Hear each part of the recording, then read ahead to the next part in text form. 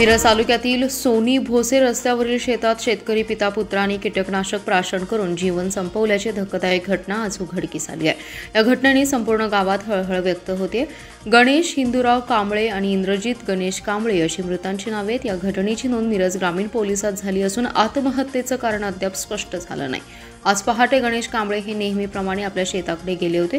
शेतात ते बेशुद्ध अवस्थेत पडल्याचं दिसल्याने इतर शेतकऱ्यांनी तातडीने त्यांच्या कुटुंबियांना माहिती दिली। गावातील रुग्णवाहिका घेऊन मुलगा इंद्रजित व नातेवाईक घटनास्थळी पोहोचले। गणेश कांबळे यांना रुग्णवाहिकेतून घेऊन जात असताना अचानक इंद्रजितनेही मागे जाऊन कीटकनाशक प्राशन केलं। या धक्कादायक प्रकारामुळे उपस्थित सर्वांचीच धांदल उडाली। पिता पुत्रांना तातडीने मिरज येथील शासकीय रुग्णालयात दाखल करण्यात आलं, मात्र उपचारापूर्वीच दोघांचाही मृत्यू झाला। या घटनेची माहिती मिळताच मिरज उपविभागीय पोलीस अधिकारी प्रणिल गिल्डा आणि मिरज ग्रामीण पोलीस निरीक्षक अजित सिद्ध यांनी तातडीने घटनास्थळी भेट देऊन पाहणी केली आहे। दरम्यान महिनाभरापूर्वी गणेश कांबळे यांचा मुलगा इंद्रजित कांबळे यांचा विवाह झाला होता। सर्व काही सुरळीत असताना कौटुंबिक वाद सुरू होता। वादामध्ये गणेश कांबळे आणि मुलगा इंद्रजित कांबळे यांच्यामध्ये विवाह झाल्यापासून वाद सुरू होता। या वादामध्ये मुलाने आपल्या वडिलांना अपमानास्पद वागणूक दिली, त्यातून वारंवार वाद सुरू होता। आत्महत्येचं कारण स्पष्ट नसलं तरी ग्रामस्थांमधून दबक्या आवाजात अशी चर्चा होती। कुपवाड MIDC मधील उद्योजकांना त्रास देणाऱ्या गुंड प्रवृत्तीविरोधात आता विशेष मोहीम उघडण्यात येणार आहे। परिसरातील डार्क स्पॉट ठरवून त्या ठिकाणी सशस्त्र पेट्रोलिंग करण्यात येणार आहे। याचबरोबर उद्योजकांना त्रास देणाऱ्यांची माहिती आम्हाला द्यावी, त्यानंतर थेट मोक्का अंतर्गत कारवाई करू असा इशारा पोलीस अधीक्षक संदीप घुगे यांनी दिला आहे। कुपवाड MIDC आणि मिरज MIDC मधील उद्योजकांची आणि पोलीस प्रशासन यांची संवाद बैठक गुरुवारी कृष्णा व्हॅली क्लबच्या सभागृहात पार पडली। या बैठकीनंतर उद्योजकांना येणाऱ्या अडचणी आणि सूचना या संदर्भात चर्चा करण्यात आली आहे। यावेळी उद्योजक विनोद पाटील, अनंत चिमड यांनी उद्योजकांना येणाऱ्या अडचणी समस्या मांडल्या। यावेळी बोलताना पोलीस अधीक्षक संदीप घुगे म्हणाले की कुपवाड MIDC आणि मिरज MIDC उद्योजक यांना पोलीस ठाणे अंतर्गत डार्क स्पॉट ठरवून त्या ठिकाणी पेट्रोलिंग करत हत्यारी पोलिसांची गस्त नेमण्यात येणार आहे। तसेच उद्योजकांना त्रास देणारे गुंड प्रवृत्तीच्या लोकांच्या बाबतीत माहिती त्यांच्यावर मोक्का कारवाई करू असा कडक इशारा दिलाय। उद्योजकांना त्यांच्या कंपनी अंतर्गत CCTV लावण्याबाबत तसेच त्यांच्याकडे असणारे कामगार आणि परप्रांतीय कामगार यांचे पोलीस व्हेरिफिकेशन करण्याबाबत आणि बंद असणारे कंपनीमधील संशयास्पद होणाऱ्या हालचालीबाबत तात्काळ संबंधित पोलीस ठाण्यास कळवण्याचं आवाहन केलं। या बैठकीस पोलीस अधीक्षक संदीप घुगे, उपअधीक्षक प्रणिल गिल्डा, पोलीस उपअधीक्षक तानाजी सावंत, स्थानिक गुन्हे अन्वेषण शाखेचे पोलीस निरीक्षक सतीश शिंदे यांच्यासह अधिकारी उपस्थित होते। शक्तीपीठ महामार्गाची गरज नसताना मुख्यमंत्री देवेंद्र फडणवीस दडपशाही करून शक्तीपीठ महामार्गाचं सर्वेक्षण करत आहेत। यामुळे महापुराचा धोका निर्माण होणार आहे। अनेक शेतकरी भूमिहीन होणार आहेत। राज्य शासनाच्या तिजोरीवर देखील मोठा बोजा पडणार आहे। त्यामुळे पांडुरंगा हा शक्तीपीठ महामार्ग रद्द करण्याची सद्बुद्धी मुख्यमंत्र्यांना देवो असं साकडं स्वाभिमानी शेतकरी संघटनेचे माजी खासदार राजू शेट्टी यांनी पंढरपुरात विठुरायाच्या चरणी घातले। राजू शेट्टी, जिल्हाध्यक्ष महेश खराडे यांच्यासह स्वाभिमानी शेतकरी संघटनेचे काही पदाधिकारी पंढरपूरला रवाना झाले। त्यावेळी त्यांनी पत्रकारांशी संवाद साधलाय। राजू शेट्टी म्हणाले, राज्यातील 12 जिल्ह्याला जोडणारा शक्तीपीठ महामार्ग शासनाकडून केला जातोय। जनतेला याची गरज नसताना महामार्ग केला जातोय। यामुळे हजारो हेक्टर शेती नष्ट होणार आहे। या महामार्गाविरोधात शेतकरी आहेत तरी देखील मुख्यमंत्री दडपशाही करतायत। खादी वर्दीतील गुंडांना हाताशी धरून राज्यात सर्वेक्षण सुरू आहे। हा महामार्ग रद्द करणं आवश्यक आहे। यासाठी पंढरपूरला जाणार आहे। मुख्यमंत्री देवेंद्र फडणवीस यांना पांडुरंगा सद्बुद्धी देवो अशी मागणी करणार असल्याचे माजी खासदार शेट्टी यांनी सांगितलं। शक्तीपीठ महामार्ग रद्दसाठी आंदोलन करणारे शेतकरी नाहीत, त्यांच्या जमिनी जाणार नाहीत तरी देखील आंदोलन करत असल्याचा आरोप होतोय। यावर राजू शेट्टी म्हणाले, शक्तीपीठ महामार्गामुळे महापुराचा जोरदार तडाखा बसणार आहे। शिरोळ तालुक्याला मोठा फटका महापुराचा बसतो, तो अधिक गडद होणार आहे। त्यामुळे या आंदोलनात आम्ही उतरणार आहोत। पण शक्तीपीठ महामार्ग हवा याचं समर्थन करणाऱ्यांनी गट नंबर द्या, मग त्यांनी चमचेगिरी करावी असं आवाहन शेट्टी यांनी केलंय। सांगलीतील पद्मभूषण वसंतदादा पाटील शासकीय रुग्णालयासाठी मूलभूत सोयी सुविधांसाठी तात्काळ 15 कोटी रुपयांचा निधी देण्यात यावा अशी मागणी आमदार सुधीर गाडगीळ यांनी राज्याचे वैद्यकीय शिक्षण मंत्री हसन मुश्रीफ यांची भेट घेऊन केली आहे। सिव्हिल रुग्णालयासाठी निधी देण्याबाबतचं निवेदन वैद्यकीय शिक्षण मंत्री मुश्रीफ यांना देण्यात आलं। या निवेदनात म्हटलंय की सांगलीसह सातारा, कोल्हापूर, सोलापूर, रत्नागिरी आणि सिंधुदुर्ग जिल्ह्यातील हजारो रुग्ण या रुग्णालयात उपचारासाठी येतात, मात्र रुग्णालयात अद्यापही मूलभूत सोयी सुविधांचा अभाव असून रुग्णांना मोठ्या प्रमाणात त्रास सहन करावा लागतोय। रुग्णालय परिसरात कंपाऊंड वॉल बांधणे, सुरक्षा यंत्रणा आणि प्रवेशद्वार उभारणे, नवीन निवासी सुविधा, धोंडीराज बंगल्याचा विकास, रस्त्याचं डांबरीकरण, पार्किंगची व्यवस्था, औषध साठवणूक शेड यांसारख्या आवश्यक कामांसाठी निधीची तातडीने गरज आहे. या कामांसाठी संबंधित विभागांकडून प्रस्ताव तयार करून शासनाकडे तयार करण्यात आलाय. आमदार गाडगे म्हणाले, वैद्यकीय शिक्षण विभागाकडून लवकरच निधी मंजूर होऊन रुग्णालयात आवश्यक सुविधा उपलब्ध करून दिल्या जातील असं बोलले. त्यासोबतच यावेळी अतुल माने उपस्थित होते. जिल्ह्यात खरीप हंगामाला सुरुवात झाली असून पेरण्यांची धांदल उडाली आहे. जिल्हा मध्यवर्ती सहकारी बँकेकडून खरीपाच्या पेरणीसाठी जून अखेर तब्बल 801 कोटी 40 लाख रुपयांचं पीक कर्ज वाटप झालंय. जिल्ह्यात कर्ज वाटपाचं हे प्रमाण एकूण उद्दिष्टाच्या 70% इतकं पूर्ण झालंय. आतापर्यंत जिल्ह्यातील 88,154 शेतकऱ्यांना पीक कर्जाचा लाभ मिळाला असून 30 सप्टेंबरपर्यंत कर्ज वाटप करण्यात येणार असल्याचे बँकेचे अध्यक्ष मानसिंगराव नाईक आणि मुख्य कार्यकारी अधिकारी शिवाजीराव वाघ यांनी सांगितले. चालू वर्षी मे महिन्यांपासून धुवाधार पावसाला सुरुवात झाली आहे. जुलैच्या पहिल्या आठवड्यात पावसाचा जोर कमी झाल्याने शेतात पेरण्यांची धांदल उडाली आहे. पेरणीसाठी बियाणे आणि खत खरेदीसाठी शेतकऱ्यांची लगबग सुरू असून त्यासाठी त्यांना जून महिन्यापूर्वीच पीक कर्ज मिळणं गरजेचं असतं. परंतु मे आणि जूनमध्ये झालेल्या मुसळधार पावसामुळे पेरण्यांना विलंब झालाय. 3 लाख रुपयांपर्यंतचं पीक कर्ज 0% व्याज आकारलं जाते. हंगामासाठी जिल्हा बँकेकडून खरीप हंगामासाठी कर्ज वाटप केलं जाते. जिल्हा बँकेला खरीप हंगामातील पिकांसाठी 1,148 कोटी 4 लाख रुपयांचं पीक कर्ज वाटप करण्याचं उद्दिष्ट ठेवलं आहे. हे उद्दिष्ट येत्या 30 सप्टेंबरपर्यंत पूर्ण करावं लागणार आहे. जून अखेर जिल्ह्यातील 88,154 शेतकऱ्यांना तब्बल 801 कोटी 40 लाखांचं कर्ज वाटप झाले. उद्दिष्टापैकी 70% वाटप या पहिल्या सुमारे 2.5 महिन्याच्या कालावधीतच पूर्ण झाले.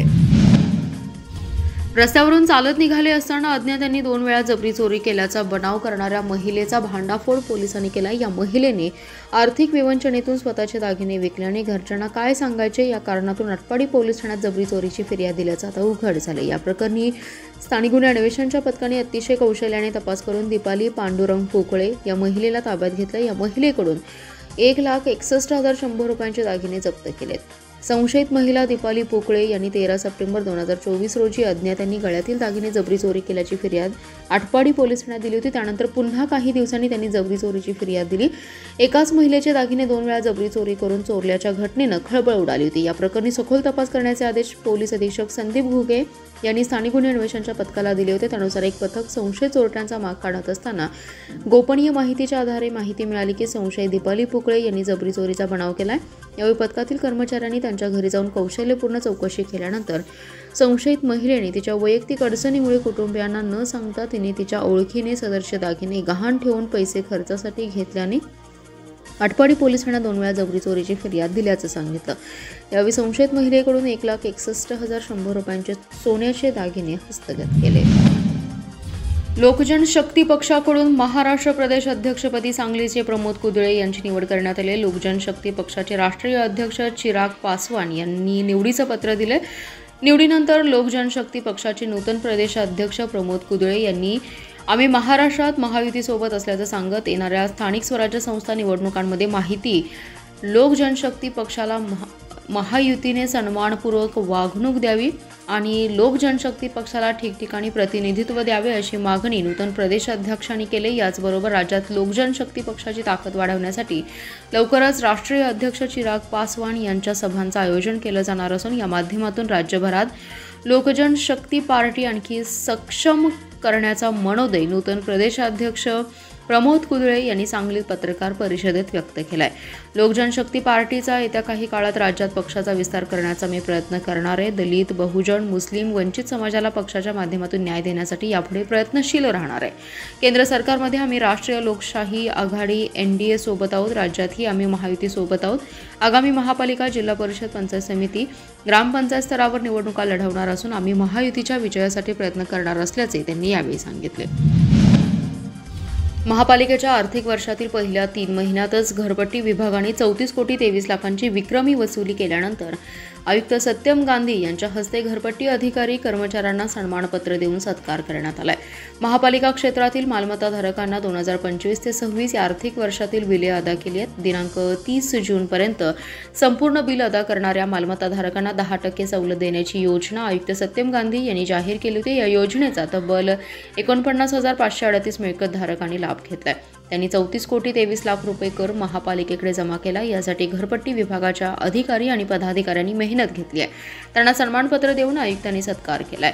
आयुक्त सत्यम गांधी म्हणाले, महापालिका कर्मचारी अधिकाऱ्यांनी वसुलीबाबत दिलेलं टार्गेट वेळेत पूर्ण केलं तर नक्कीच वसुली चांगली होऊन विकास कामे वेळेत पूर्ण करण्यासाठी प्रयत्न करता येतील। त्यामुळे अधिकाधिक वसुलीसाठी प्रयत्न करावेत तर 31 जुलै अखेर मालमत्ताधारकांनी कर भरून 5% सवलतीचा लाभ घ्यावा असं आवाहन आयुक्तांनी केलं। रामकृष्ण हरी ज्ञानोबा तुकारामच्या जयघोषात वाळवा तालुक्यातील पठ्ठे बापूराव विद्यालय व नवीन प्राथमिक विद्यालयातील चिमुकल्यांची दिंडी संपन्न झाली। मुलांनी पांढरा शुभ्र नेहरू शर्ट, कुर्ता, धोतर, उपरणे, टोपी तर काहींनी फेटा असा पेहराव केला तर मुलींनी काष्टा साडी, डोक्यावर तुळशी वृंदावन असा पेहराव केला। विठ्ठल रुक्मिणी आणि संत महात्म्यांच्या वेशभूषेमध्ये चिमुकले आले होते। कपाळावर गोपीचंदन, तिलक, गळ्यात तुळशीच्या माळा घातलेले वारकरी सकाळी 9 वाजता विद्यालयात आले। विद्यालयाच्या प्रांगणातून दिंडीला प्रारंभ झाला। जात पात धर्म पंथ याच्या पलीकडे जाऊन समतेचा संदेश देणारी ही वारी गावामध्ये कौतुकाचा विषय ठरली आहे। विद्यालयातील पोषण आहाराचे ठेकेदार बशीर जमादार या मुस्लिम बांधवाने माऊलींच्या पालखीला खांदा दिला। गावातील प्रमुख मार्गावरून ही दिंडी जात असताना अनेक पालकांनी या दिंडीचं स्वागत केले। वारकऱ्यांच्या पायावर पाणी घातलं। सजवलेल्या पालखीतील ज्ञानेश्वर माऊलींच्या प्रतिमेचं सर्वांनी दर्शन घेतलं। गावातील मुख्य चौकात आल्यानंतर मुलामुलींनी फेर धरून रिंगण सोहळ्याचा आनंद लुटलाय। मुलामुलींनी झिम्मा, फुगडी आणि अन्य खेळ खेळले। त्यानंतर जंगली महाराजांच्या मठाच्या प्रांगणामध्ये दिंडीची सांगता झाली।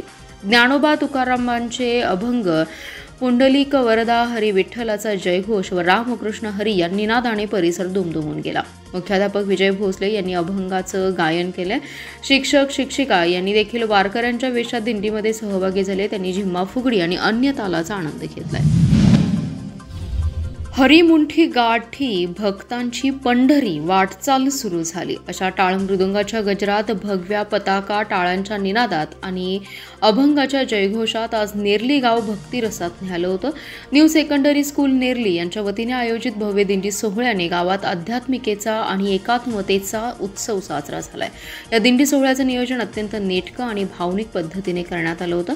विद्यार्थ्यांनी पारंपरिक वेशात सजून संत तुकाराम, संत ज्ञानेश्वर आणि माऊलींच्या शिकवणीचे दर्शन घडवले। संपूर्ण गावातून प्रदक्षिणा करत ही भक्तिमय मिरवणूक ग्रामपंचायत कार्यालयासमोर थांबली, जिथे विद्यार्थ्यांनी लेझिम कार्यक्रम आणि झांज कार्यक्रम, अभंग गायन आणि सामाजिक संदेश देणारे सादरीकरण सादर केले। या दिंडीच्या निमित्ताने माऊली माऊली ज्ञानोबा तुकोबा या गजरात नेरली गावचा एक एक कोपरा भक्तिभावाने भरून गेला।